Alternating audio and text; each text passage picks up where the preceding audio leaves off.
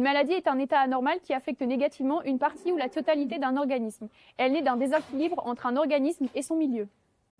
Les origines de la maladie peuvent être diverses. Un affaiblissement des moyens de défense de l'animal sur des animaux jeunes, âgés ou des femelles gestantes, une réaction contre ses propres cellules comme les maladies auto-immunitaires, un déséquilibre alimentaire entraînant des maladies métaboliques ou encore le milieu physique comme le bâtiment pouvant engendrer des boiteries ou des problèmes respiratoires. Les agents pathogènes vecteurs de maladies sont les bactéries, les virus, les champignons ou encore les parasites. Les agents pathogènes ont donc un pouvoir pathogène, c'est-à-dire qu'ils peuvent provoquer une maladie. Il existe des agents pathogènes peu spécifiques qui peuvent toucher beaucoup d'espèces et des agents pathogènes spécifiques qui touchent certaines espèces ou certains organes. On associe également une notion de virulence à un agent pathogène, c'est-à-dire la capacité d'un micro-organisme à envahir rapidement l'hôte et donc à provoquer une maladie. Il existe différents réservoirs de maladies. Les animaux entre eux, l'auto-infection, l'habitat, l'eau, le sol, l'air ou encore l'homme. Une maladie peut être transmise de différentes façons. La transmission peut être directe ou indirecte. La transmission directe se fait d'un animal malade à un animal sain de façon verticale, donc de la mère à son petit, ou elle peut être horizontale, donc entre congénères. La transmission indirecte par l'intervention d'un ou plusieurs vecteurs animés comme les moucherons pour la FCO ou inanimés comme la machine à traire pour la mamite. Il existe différents types de maladies qui affectent les animaux, mais aussi les humains. Les maladies peuvent être pulmonaires, digestives, neurologiques, dermatologiques, cancéreuses, génétiques, infectieuses ou encore cardiovasculaires. En élevage, un troupeau qui produit est un troupeau en bonne santé. Cependant, lorsqu'une maladie s'installe, elle n'est pas sans conséquence. Ces maladies ont un impact sur le fonctionnement général de l'exploitation et plus particulièrement sur l'économie. Les maladies affectent l'économie de l'exploitation. Un animal malade est un animal qui produit moins. Une baisse ou une absence de production, que ce soit de lait ou de viande, entraîne une perte d'argent pour un éleveur. Si la maladie amène à la mort de l'animal, l'exploitant perd des animaux, donc de la production, mais également des animaux servant au renouvellement du troupeau si ce sont des jeunes animaux, en particulier des femelles. Il se retrouvera donc dans l'obligation de trouver une solution, souvent l'achat, pour remplacer ces animaux. Le coût des traitements curatifs impacte également l'économie de l'exploitation, car les traitements sont généralement assez onéreux. Une fois l'animal guéri, il ne pourra pas produire tout de suite car de nombreux traitements nécessitent un délai de retour à la consommation plus ou moins long.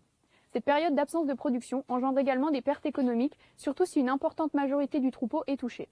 Les maladies affectent également le fonctionnement général de l'exploitation. En effet, elles engendrent des conséquences sur le moral des éleveurs qui voient ces animaux malades. Il faut également qu'ils repensent le schéma de l'exploitation si la maladie est contagieuse pour que les animaux contaminés n'infectent pas le restant du cheptel. Les maladies ont donc un très gros impact sur les exploitations agricoles. C'est pour cela que les exploitants essayent au maximum de limiter ces maladies en faisant des actions de prévention. Un des premiers piliers de la gestion des maladies en élevage est la prévention. Qui ne connaît pas le proverbe « mieux vaut prévenir que guérir ». L'ensemble des mesures à prendre pour éviter l'apparition des maladies, leur aggravation ou leur propagation s'appelle la prophylaxie. La prophylaxie peut être médicale comme la vaccination, mais également sanitaire. La prophylaxie sanitaire consiste à éviter le contact entre l'animal et l'agent pathogène en réduisant les sources et leur action sur le milieu. La prophylaxie médicale est l'ensemble des mesures rendant l'animal résistant ou insensible à un ou plusieurs agents pathogènes. Voyons quelques méthodes de prophylaxie médicale. La chimioprévention, la vaccination, l'utilisation de sérum ou de colostrum ou encore la sélection génétique d'animaux plus résistants. Je vais maintenant vous parler de la prophylaxie sanitaire. Donc un environnement sain est la clé pour participer à la bonne santé des animaux d'élevage. Certaines maladies peuvent être évitées grâce à une bonne gestion des bâtiments et de l'atmosphère dans laquelle vivent les animaux. La prophylaxie sanitaire est donc l'ensemble des mesures empêchant l'animal de rencontrer l'agent pathogène. L'hygiène est l'un des premiers remparts contre les maladies. Il est donc important de maintenir les litières propres en renouvelant régulièrement la paille ou la sciure et en raclant les stabulations le plus souvent possible. Il est également primordial de nettoyer et de désinfecter les installations comme les équipements de traite ou les abreuvoirs. La qualité de l'air dans les bâtiments est également indispensable pour limiter les maladies respiratoires et pour garantir une bonne atmosphère. Des bâtiments bien ventilés, sans courant d'air et avec un taux d'humidité correct garantissent une bonne atmosphère de vie. Une bonne gestion de la luminosité et de la température est également un critère important qui permet de limiter le risque de stress thermique. La gestion des espaces et de la densité des animaux permet de diminuer les sources de stress. Il est nécessaire de respecter le nombre de mètres carrés recommandés pour chaque animal afin qu'ils aient assez de place pour bouger librement, mais également d'organiser l'espace pour que l'accès à la nourriture et à l'eau ne soit pas une source de stress. Il est également important de séparer les individus malades dès les premiers signes de mal-être pour limiter la propagation des infections. Enfin, une prévention des maladies passe par une surveillance active et attentive de la part des éleveurs. L'observation quotidienne des animaux permet de détecter les signes précoces d'une maladie et donc de limiter sa propagation et de la traiter le plus tôt possible. En résumé, une bonne gestion de l'environnement d'élevage repose sur l'hygiène des équipements et de la stabulation, une bonne ventilation du bâtiment et une surveillance régulière des animaux. Prendre soin de cet environnement permet de prévenir l'apparition des maladies, mais également d'améliorer le bien-être et la production. Si toutefois la prophylaxie n'a pas fonctionné et que les animaux présentent des signes de maladie, il est important d'observer les animaux malades pour essayer d'établir un diagnostic. Il est tout d'abord nécessaire de repérer le ou les animaux malades, d'observer leur comportement, donc leur appétit, rumination, respiration et leur déplacement. L'observation des déjections est également importante, donc il faut regarder leur aspect, leur fréquence, leur couleur et leur consistance. Après observation, il est recommandé de poursuivre l'examen en prenant la température de l'animal pour vérifier si l'animal a de la fièvre ou non. L'examen et l'intervention de l'éleveur ne suffit pas toujours à exterminer la maladie. La visite d'un vétérinaire et la prescription de médicaments peut être nécessaire. Pour l'administration des médicaments, il est important de respecter les conditions d'application et les délais de retour à la consommation. En conclusion, la santé d'un troupeau réside dans l'équilibre d'un système composé de l'animal, du milieu et de l'agent pathogène. Pour illustrer cette vidéo, nous allons vous présenter la paratuberculose. Pour cela, nous allons vous présenter un témoignage d'un agriculteur ayant la maladie sur son troupeau de caprins et d'une technicienne du GDS.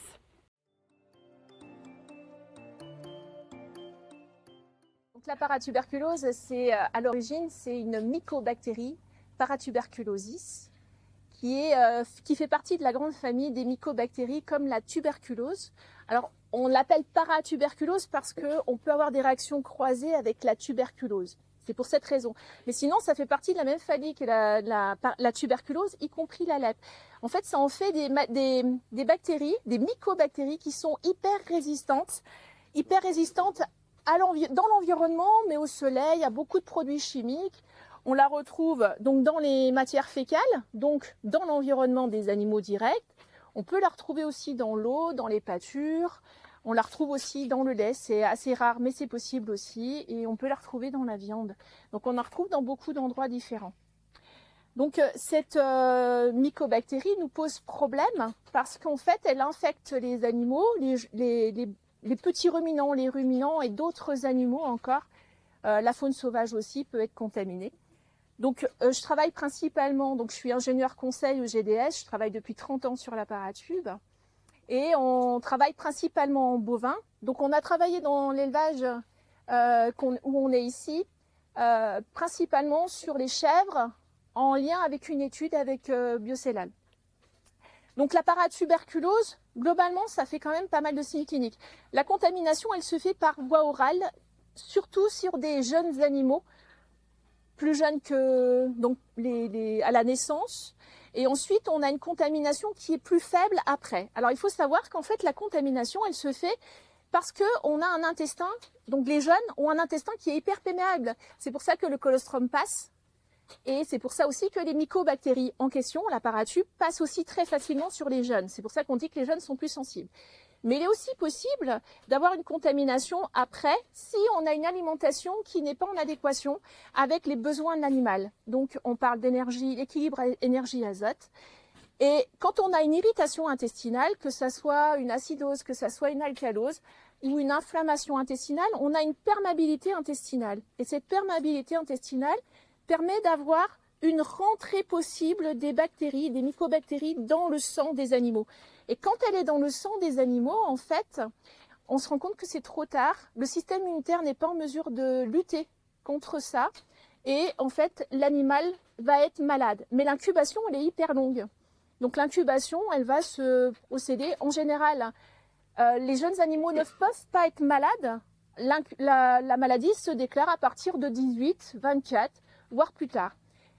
Et la maladie se déclare principalement aussi si on a un problème alimentaire, principalement. Donc plus on a un système digestif qui fonctionne bien, avec une alimentation correcte, avec de l'énergie, de l'azote, moins on a de risques cliniques. Il faut vraiment avoir une continuité alimentaire, il faut avoir une stabilité alimentaire, quelque chose de tranquille et adapté aux animaux. Si on a un déséquilibre ou quelque chose de non adapté aux animaux, eh ben on a des facteurs de risque de déclenchement de la maladie. Et là, quand on a des déclenchements de maladie, donc on peut avoir, alors en petits ruminants comme en chèvre, on a plutôt un amaigrissement des animaux, très peu de diarrhée et avec une mortalité très rapide. Alors elle peut être longue comme rapide. Et en bovin, on aura une excrétion qui sera intermittente de la mycobactérie par les fécès, mais on a la maladie aussi qui excrète de façon intermittente. L'excrétion étant intermittente, la maladie va se déclencher, va être grave à un moment donné, parce qu'en fait, l'intestin qui est devenu complètement imperméable aux nutriments, puisqu'il est tellement érodé à cause de la maladie, que en fait, elle devient un tuyau complètement imperméable. Ça veut dire en fait que l'animal va continuer à manger, donc elle fait pas de fièvre, puisque c'est pas une maladie qui reconnaît comme quelque chose d'intrusif, puisqu'elle l'a depuis longtemps, cette maladie-là en elle, la bête. Donc en fait, il va plus y avoir d'absorption des minéraux, il va plus y avoir du tout d'absorption ni d'eau, ni de minéraux, ni de nutriments, parce que ça va ressortir directement, ce qui fait que l'animal va mourir de faim et de soif. Donc il va finir par s'assécher tout seul. C'est triste comme maladie et c'est fatal. On n'a pas moyen de guérir un animal atteint de paratuberculose.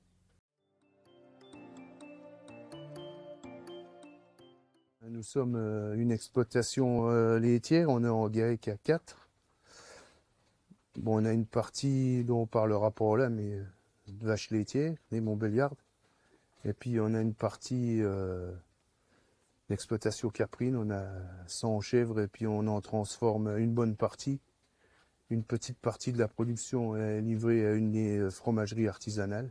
Bon, les chèvres, ce sont des alpines chamoisées et puis j'ai quelques croisées alpines chamoisées Lorraine.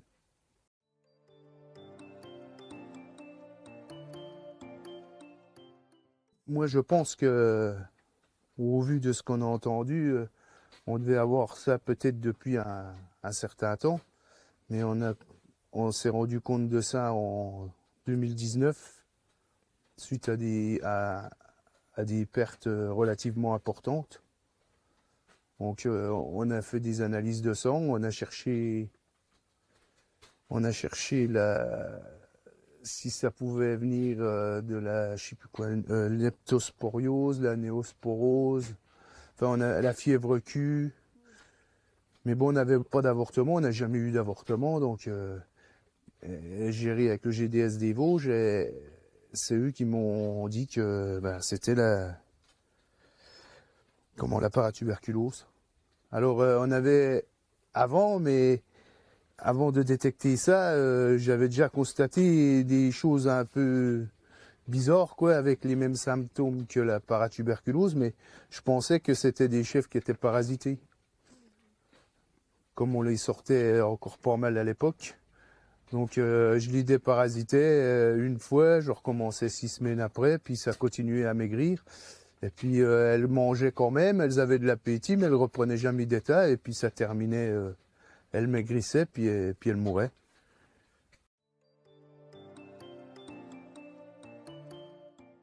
L'impact qu'il y avait, c'est que oui, on ne savait pas combien on allait perdre d'animaux, quoi.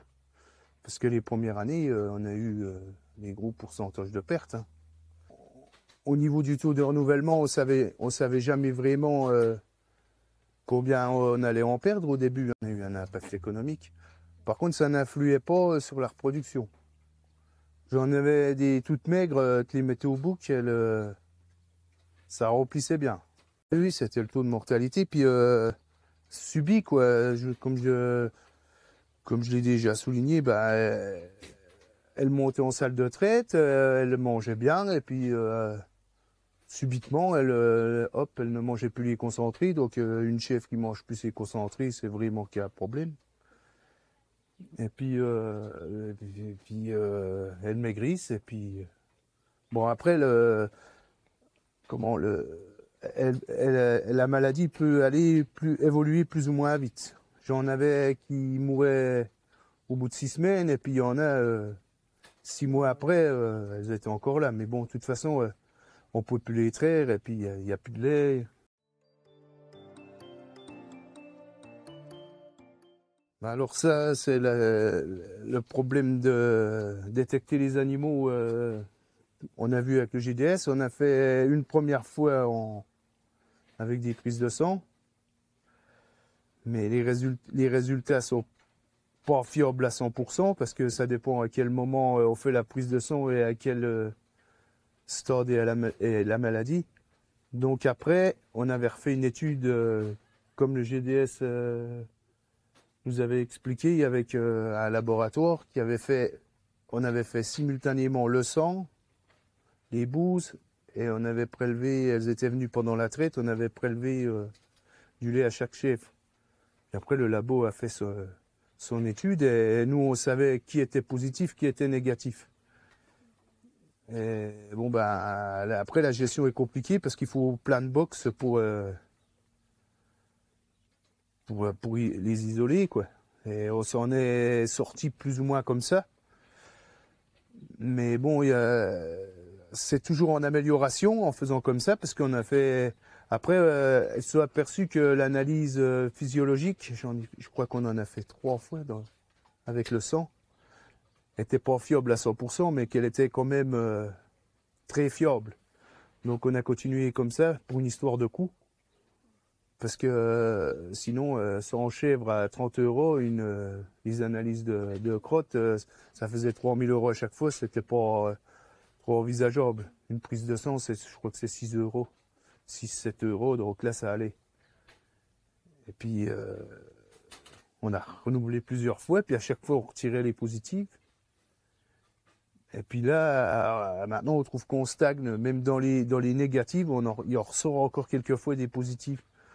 Donc là, sur les conseils du GDS, on a décidé en demandant l'autorisation au service vétérinaire, en faisant une lettre, une demande, appuyée par le vétérinaire traitant, plus le GDS, parce que c'est un vaccin espagnol, je crois. On a eu l'autorisation, puis on a vacciné l'année dernière, pas 2024, puis on va continuer. Nous, notre rôle au GDS, c'est d'aider les agriculteurs à s'en sortir au niveau de la paratuberculose dans le cheptel. Donc on va proposer de faire des analyses, mais pas que. C'est-à-dire qu'il y a une gestion globale du système d'élevage qui va faire qu'on va essayer de gérer aussi les facteurs de risque. Comme je vous ai dit que le facteur de risque majeur, c'était l'alimentation, et c'est ce qu'on est venu faire aujourd'hui, c'est essayer de voir si l'alimentation peut être un facteur de risque dans cet élevage-là. Et en bovin, on fait pareil, c'est l'alimentation des jeunes, l'alimentation des adultes. Donc on s'assure en fait que au niveau global, tout le système fonctionne bien. Mais il y a aussi la gestion du logement, la gestion des naissances, qui fait qu'on a une contamination potentielle des animaux. Donc nous, on va aussi, en plus de cette gestion globale, donc c'est des audits diagnostiques d'élevage sanitaire qu'on fait dans les élevages qui sont atteints, on va aussi préconiser des analyses ciblées sur la sérologie, plutôt, alors peu en élevage bovin, mais plutôt en élevage petit ruminant, parce que c'est pas très coûteux la sérologie. Par contre, ce qui nous intéresse le plus, c'est l'excrétion, puisque l'excrétion, c'est ce qui contamine. L'excrétion, c'est ce qui contamine les animaux. Donc quand les animaux excrètent dans l'environnement par les bouses, ils excrètent par les bouses, par le lait aussi. Quand on a une excrétion, en fait, c'est ça qui contamine. Donc nous, ce qui nous importe le plus, c'est l'excrétion. Et c'est ce qu'on a essayé de gérer ici. Grâce à une étude, on a pu faire des analyses au départ qui nous ont fait vraiment quelque chose de global en termes d'analyse. On a pu trier, donc on avait demandé... Ça a dégrossi le travail. Voilà, Même, hein. On a bien trié les animaux positifs des animaux négatifs. Mais bien qu'on ait pu trier ça, on a recommencé de recontrôler les lots négatifs. Et malgré tout, voilà. Et on en détecté encore régulièrement. Et pour finalement, on a dit, de toute façon, on va essayer de mettre en place une vaccination, ce qui est hyper rare.